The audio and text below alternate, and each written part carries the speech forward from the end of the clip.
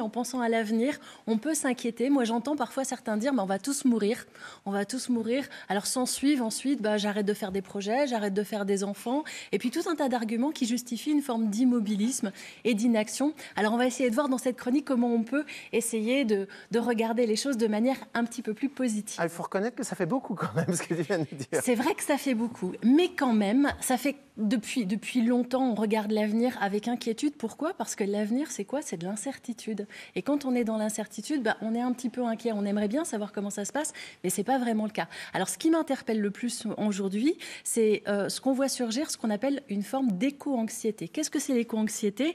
Eh bien, c'est une forme de souffrance psychologique liée à l'évolution du climat, l'évolution de la planète, et puis plus généralement, l'évolution des risques qu'il peut y avoir dans l'avenir. Et l'évolution du climat, c'est une préoccupation très forte pour les Français, beaucoup plus forte que le pouvoir d'achat et beaucoup plus forte que les questions sociales également. Alors, il y a une psychothérapeute qui s'est amusée à faire un sondage sur Internet. Ça n'a rien de scientifique, mais quand même, c'est intéressant de regarder ça puisqu'elle nous dit que la première inquiétude, c'est effectivement l'incertitude, mais l'incertitude liée au climat et qu'on peut avoir une forme d'anxiété augmentée quand on prend en compte les risques globaux comme le virus, comme d'autres risques qui peuvent arriver. Ça concerne 33% des gens quand même. C'est pas rien, hein.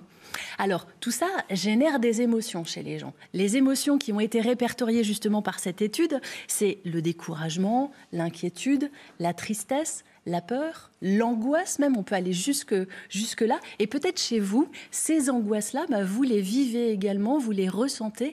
Et ce n'est pas forcément à vivre tous les jours. Tout au long de la journée, on te culpabilise pour tout. Donc même quand tu prends ta voiture pour faire, tu dis « Mince, je suis seule dans la voiture, on devrait être deux. Si on était deux, ce serait du covoiturage. » On cherche à avoir bonne conscience quand même aussi. Oui, en tout cas, ça nous permet de pouvoir entrer dans l'action. Parce qu'une des réponses à ça, c'est bien souvent la paralysie. C'est-à-dire qu'on a envie d'agir, on a envie de se sortir un petit peu de ces émotions négatives, mais on ne sait pas vraiment comment faire.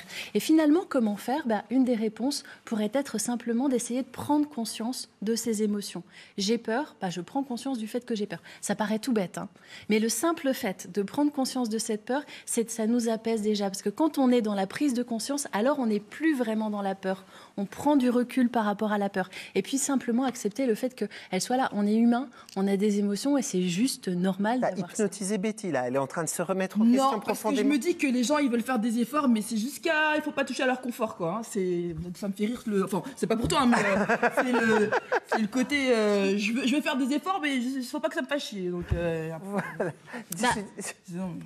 Ce que nous disent quand même les études aussi, c'est qu'en passant à l'action, c'est une des meilleures façons justement de sortir de ce cercle un petit peu anxiogène. Et alors, on a plusieurs façons de pouvoir passer à l'action. Comment on fait ? On peut, par exemple, questionner son quotidien et se dire qu'est-ce que je pourrais faire pour essayer d'améliorer l'avenir et avoir des gestes plus éco-citoyens. On pourrait prendre des produits ménagers plus écologiques, comme on le voit avec la Maison des Experts. On pourrait avoir essayer de faire du zéro déchet, essayer d'avoir des transports, aussi des moyens de transport un peu plus écologiques. Et chez certains, c'est même l'activité créatrice, l'art, qui va leur permettre d'éloigner un peu l'angoisse. Ils vont, en quelque sorte, sublimer l'angoisse grâce à l'art et permettre aux autres d'être sensibilisés à ça.